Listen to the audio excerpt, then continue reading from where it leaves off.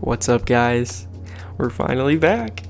It's been about a month since the last video, and yes, I know that I'm about 10 months late with this, and not to mention F1 2020 is literally right around the corner. July 10th, mark the date, save it, it's the big day. But nonetheless, welcome to the start of my F1 2019 career mode. I'm so excited for this. I wanted to start a career mode on this game series for so long, and I'm finally doing it, and I'm pumped. I'm so excited.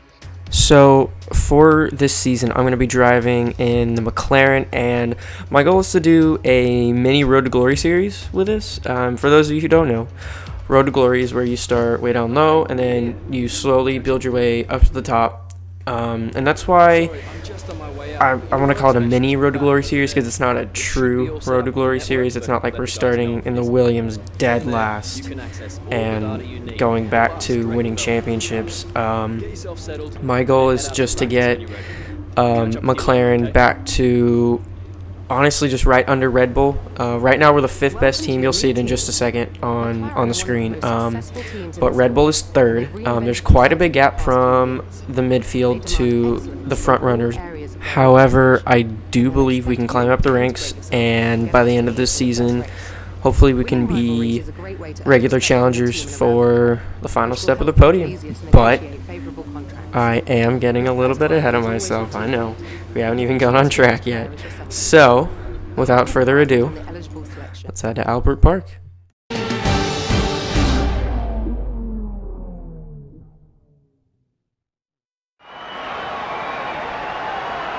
Welcome to Melbourne and the inaugural event of the F1 2019 Championship season. The session is starting shortly, and there's a real sense of anticipation in the air. A feeling that anything can happen this year, and if it does, well, this weekend could be the opening chapter to one of the most exciting F1 seasons ever. So, to make a little more sense of everything that I just briefly went over, with the exception of Mercedes, Ferrari, and Red Bull, who we're just going to disregard for a second here, McLaren, far and above, have the best aerodynamics and chassis of all the midfield teams and the back markers. The engine is technically the worst in the field, but if you look at the performance standings, which you'll see at the end of the video, of the power unit, we are basically on level pegging with Red Bull, Toro Rosso, and Renault, with Red Bull and Toro Rosso being powered by Honda. Renault, they make their own engine, and McLaren is actually an engine customer of Renault, making McLaren formerly known as McLaren Renault. So my R&D goal for this season is to be the best non-Mercedes/Ferrari engine powered car in the field by the end of the season. Just a quick sidetrack, R&D stands for research and development. So whenever I say R&D, I just mean upgrading our car and stuff related to that. So just keep that in mind for future reference. As for the aero and chassis, we have quite a considerable gap to the cars behind. So at the moment, that won't be of the utmost importance. It will be pretty important later on in maintaining that gap that we have over the other teams, but we can definitely sacrifice a little bit of that margin to the teams behind us while we focus on improving the power unit. So I think we're going to use that to our advantage for the first half of the season. And guys, that's really our rough plan for the first half of the season. That is quite enough from me. So let's hop on over to Q1.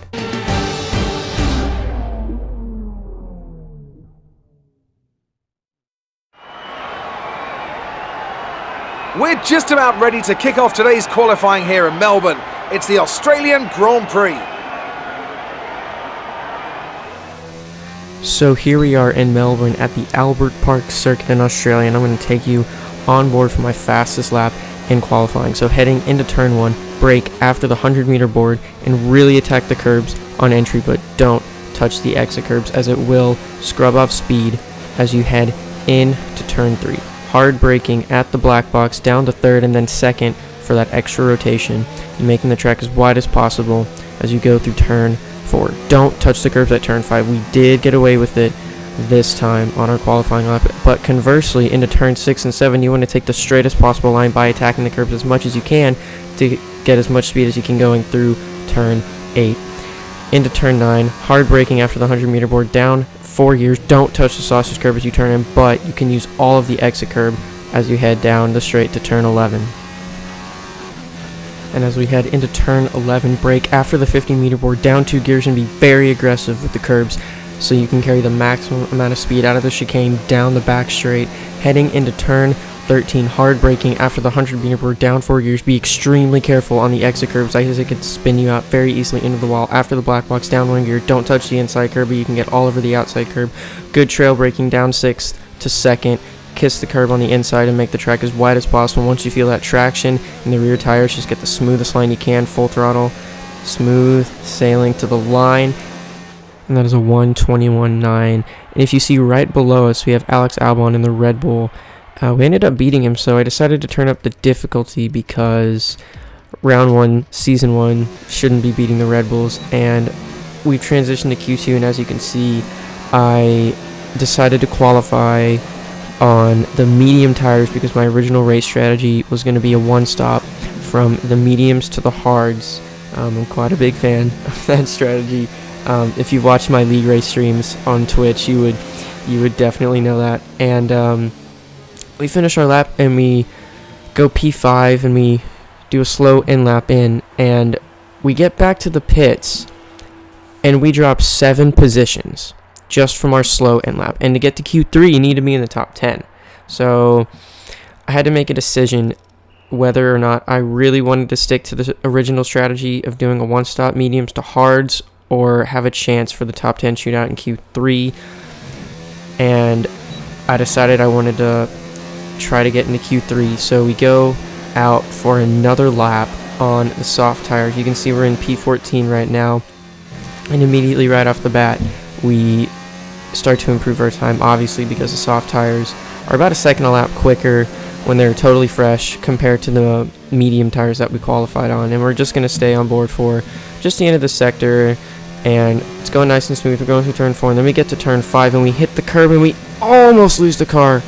We have to drive off into the grass, and I decided to keep going, but our entire advantage through that first sector is gone. Like I said just before, we decided to finish the lap, and we end up getting about a 5.5 improvement, and we set a 22.5, which at the time I was pretty happy with. You can see we're in P7. That's totally good enough. Then by the end of the session, we were knocked out. So we will not be competing in Q3, but for the race, that does mean we get to start on a completely fresh, untouched set of tires, which would be really good for the start and the first stint, as everyone in the top 10 will have to start on used tires. So, with qualifying all done and dusted, it's time for the race.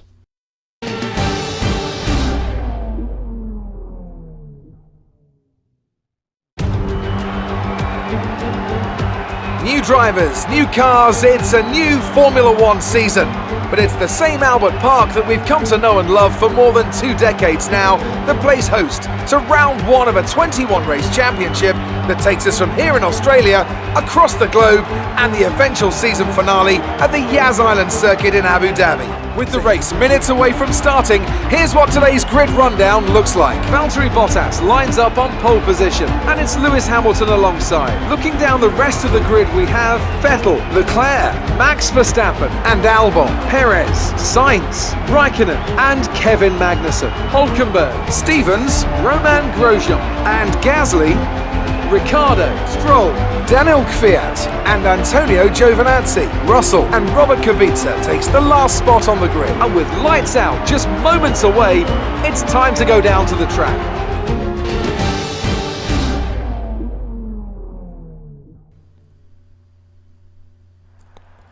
So here we are on the grid for the Australian Grand Prix in Albert Park. I don't know if he caught that when Crofty was going through the driver lineup, but Yeah, there's no Jack or Stevenson, but there is Stevens. So, gonna have to go with that audio name. But as you can tell from the strategy, it's gonna be a one-stop from the softs to the hards. Not much different from what I originally wanted to go to, just starting on a different tire. Like I said before, we're going to be starting on a totally brand new fresh set of tires. We're in 12th place. Everyone from 10th and above does have to start on a used set of tires, whatever tires they qualified on in Q2. So that will give us a pace advantage for the first stint, and off the bat, out of the starting grid, it should give us a little bit of a extra boost. So here we are on the grid for the season opener of F1 2019 career mode. We're at 5 red lights, and it's lights out, and away we go for the season opener of F1 2019 career mode. And we've got a great start right behind Kevin Magnussen in the Haas, right along Nico Hülkenberg, and late braking into turn 1. Oh, we have to cut the corner so we don't hit our teammate. And apparently we made contact with Romain Grosjean. I didn't even feel that. And we're tucking in the slipstream right behind Nico Hülkenberg. We put the ERS up into overtake, and we're down the inside of Hülkenberg. And can we get Magnussen into turn 3? It's going to be really tight. It's yellow flags. I think we just scraped by here. Yes, we've got him around the outside in turn 4. But we have a little moment in turn 5, and Magnussen has a little bit of a look, but it's not enough for him to attack us. And at this point, I just tried to slot in behind my teammate and stay in the slipstream, make sure I didn't make any mistakes. And honestly, through this section, I felt like an AI driver. I was just staying right behind my teammate, and that's a big voice crack. Somebody count how many. There's number 2. Somebody count how many. Put it in the comments, and whoever guesses the number right wins, I guess. So we're coming into turn 13. Got a great run on our teammate, and we're going to brake late around the outside. Can we get the move done? Oh, we slide out on the exit curb, and we lose 2 positions. We're trying to go around the outside of Magnussen. Oh, but he hits us off the track, and we lose our front wing. We go in a bit deep into the penultimate corner and hit Hülkenberg and lose some more of our front wing. Ah, man, it's all gone to crap all of a sudden. And we're coming into the pit lane, and I've broke it. Oh, way too late. And we got a 5-second penalty for speeding in the pit lane. That was pretty frustrating because we survived basically the entire first lap. We got to the very end, and we just got a bad run through turn 13. And I don't know what Magnussen was thinking in turn 14, just pushing us off the track, completely breaking our front wing, as there's just a random set of tires in the Williams garage in the pit lane. Interesting, to say the least, I guess. But as you can see, we're coming out of the pits, and we're trying to get some heat into the tires, and the tires have teleported, it seems. Not sure what's happening in Australia these days, but we're just gonna carry on, I guess. As you can see, we are way at the back of the grid. George Russell, Robert Kubica are a good 20 seconds up the road, and we're just trying to set some really consistent lap times here, trying to get some personal bests on the timing sheets. And as you can see, we are on the lap 7 right now. We've skipped forward quite a bit in this race. Obviously, it's been boring. There's nothing to do. We're just trying to catch up to the pack. And we have a little bit of an oversteering moment right there. We've used our first track limits warning. And coming to the end of lap 9, Magnussen and Sainz have come into the pits, and they've both put on a set of hard tires. So I was prepared to have a pace advantage over them, so I didn't want to push super hard, but I knew right out of the bat when they came out of the pits they were going to have cold tires, so I tried to make the most of that with, our tires were up to temperature. They were rubbered in really well. Honestly, the hard tires were working really well this entire race, and as you can see, we are finally in the DRS of Kevin Magnussen, and we've got Romain Grosjean coming out of the pits, and we just stay in front of him, which is good. And oh my goodness, my teammate is out, and we had to slam on the brakes so we didn't hit Magnussen or my teammate. But I don't know what happened to my teammate. He must have had an engine failure or something like that. I don't know. I didn't see any smoke, but wow, our teammate is out. So we're the sole remaining McLaren in this race. We've still got Magnussen in front of us. And coming through turns 11 and 12, we've got quite a good run on him. Don't think we're quite close enough to make an attack. So we're just following him closely here through the third sector, through the medium speed, right-hander of turn 14. We've gone pretty late on the brakes, and we've locked the rear tires pretty badly. We do a little bit of a half spin, we caught it. We didn't lose too much time, but that did let Romain Grosjean get behind us, get back in front of us. And we still had the DRS off of Magnussen, so we got to use that off of Grosjean. We've got Hulkenberg coming out of the pits. Can we... Oh, wow, that was a lot closer when Grosjean came out of the pits. We almost knocked his front wing off. That would not have been good. And we fast forward a little bit into the lap, and we are right behind Grosjean, and I don't think we can make a move into turn 9, but he gets a much better exit out of turn 10. We're just trying to stay with him, and Hulkenberg is getting pretty close behind us. He shows the nose a little bit just to let us know that he's there. Gotta watch out for him. Got a little bit of an oversteering moment out of turn 12, but we've got a great run on Grosjean, and we're gonna try to go back down the inside, but he outbrakes us, but he locks up, and we go right down the inside and take that position back. I fully expected Hulkenberg to follow us through there, but Grosjean recovered pretty dang good, considering that Hulkenberg didn't go through, even though he did lock up, and he kept that position. And right now, I'm just going to try to push and get out of Grosjean's DRS. And we've got more people coming out of the pits. We have Pierre Gasly coming out of the pits, and we're just in front of him. We're probably closer with that than we even were with Hulkenberg when he came out of the pits. So there's lots of stuff happening with people coming out of the pits. And Gasly had a fresh set of medium tires on, so I knew he was going to be able to keep up with us for quite a bit.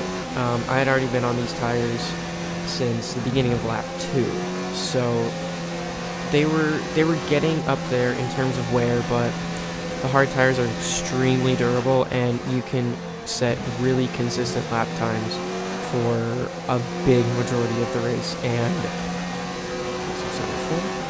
I don't know. I've lost count. So, anyways, we set a personal best through sector 2 on lap 16, and we're back within striking range of Kevin Magnussen. I think we're gonna try and overtake him down the inside like we did to Grosjean. He doesn't lock up, but we get him on the brakes into sector 3, and that was a nice move. That was a really nice move, and we're past both the Haas's now, and Gasly did follow us through. I just noticed that, and now we're on the end of lap 17, and I think we're on, yep, we set a personal best of 26.7, if I can read that correctly. My little screen in the top right hand corner of my computer is really difficult to read the numbers, but I'm going to try my best. So it's lap 22, this is our scheduled pit stop time, and coming to the end of the lap here, and I made, you'll find out at the very end, an extremely crucial decision in this race, that I decided I wanted to take these hard tires all the way to the end of the race. They were still consistent even in the latter stages. Since we're here, like lap 23, 24, the rear tires were going off more than the fronts, but they were still hanging on. We still had some decent pace, and we're obviously not setting personal bests because, you know, they're really worn at this point, but they're still drivable. Definitely drivable, and we came out of the high-speed chicane, heading into turn 13 into sector 3. We're at the end of lap 26, and like I said, you can see in the top right, we are not setting personal best. We're losing pace left, right, and center, and then we get a puncture in the left rear tire. This threw me off really badly, but this was probably the best time for it to happen, and we've done it again. We've done a lap 2. We've done what I do in all of my league races. We spun in the pit lane again! That pissed me off. And on top of that, we had to serve our first penalty from speeding in the pit lane. And we only have 3 laps left, 27, 28, and 29. However, we are on a completely fresh set of soft tires. These have not had a lap driven on them. That's number 6. And as you can see right off the bat, that was our outlap. We set a purple sector 3, and we're gonna remain on board for the last 2 laps here. You can see Antonio Giovinazzi is in front of us in the Alfa Romeo. Him and I think it's Magnussen, if I'm not mistaken. It might be Gas. I think it's Gasly actually in the Toro Rosso. But we pushed like there was no tomorrow. We had 3 laps on these tires and didn't have to worry about tire wear whatsoever. Didn't have to worry about overheating, any of that. And we had a bunch of spare fuel, and I made sure I saved some ERS. And like I said, we pushed like there was no tomorrow. See, we ran wide in turn 9, but it was fine because the tires gripped right back up and just flew through turn 10. And we're coming up to the high speed turn 11 and 12. Just look at how much time we've gained on Giovinazzi in those 2 corners. It's unbelievable the difference in pace we had compared to everyone else in the field. He's a sitting duck, absolute sitting duck through all the corners, and you can see it again right here with, oh, I'm sorry, it's not Pierre Gasly, it's Daniel Kvyat. But just look at the drive. We're even in the dirty air, so we should, in theory, all of the downforce should have been washed away, and we should have gone straight to the wall, but we ended up setting a fastest lap, a 20.42. I think that's a 20.42. And we're on the last lap of the race, and you can see Daniel Ricciardo is right in front of us, and he's about, I'd say, the exact same distance as Giovinazzi was on the last lap, so I was feeling confident about catching Ricciardo and whoever was in front of him. It was at this point I realized that the car in front of him was Gasly, and he was only P11, so I kind of had to accept that points weren't a real possibility unless someone just got horrible bad luck and they retired. And I don't know if you saw, but Bottas won the race. Mercedes got a 1-2, but we're not worried about that right now. We're worried about catching Daniel Ricciardo on the last lap of this race, and I'm just a penalty magnet, it seems. Unbelievable. But we can still try to finish ahead of him on track. And we break a bit of our front wing. It was the end plate, but our tires are just so fresh. I was still pushing as hard as I could, and I was still catching Gasly because he was on old mediums and Ricciardo was on old hards. And I'm pushing as hard as I can, and the tires were so grippy that the front wing just held on. And I believe that lap we just set right there was in the 23s, which is kind of insane. It obviously didn't count because we had that invalidation, but we come home for, I think that said P15, and like I said, Mercedes got a 1-2. Bottas won the race, and it's been a perfect start for Mercedes. Us, however, in McLaren, DNF, and no points, unfortunately. But we pushed hard, and we tried. Definitely have to try harder next time, just be a little more careful. Next round in Bahrain, but you can see the Mercedes boys there just living it up on the top steps of the podium, and Sebastian Vettel is there to round out the podium positions in 3rd place. So, not a great race, not a great season opener. I was definitely hoping for more. We just got so unlucky with that puncture in lap 26. If it was going to happen, that was probably the best place for it to happen because it happened as we could turn and go into the pit lane, and I guess that's something to be kind of thankful for, that it happened at probably the most convenient spot that it could have happened. But as you can see, unfortunately, that is a 0 points race for McLaren. Definitely a lot to improve on heading into Bahrain for round 2. As you can see, we've leading the rivalry with our teammate. Obviously, he retired, and we got our resource points, and I know exactly what upgrades I'm going to do. I'm going to buy the points reduction upgrade for the engine, so future upgrades will cost less, and the department efficiency upgrade, so that way they have a higher chance of being completed. And guys, that has been episode 1. Make sure you like and subscribe. I'll see you next time.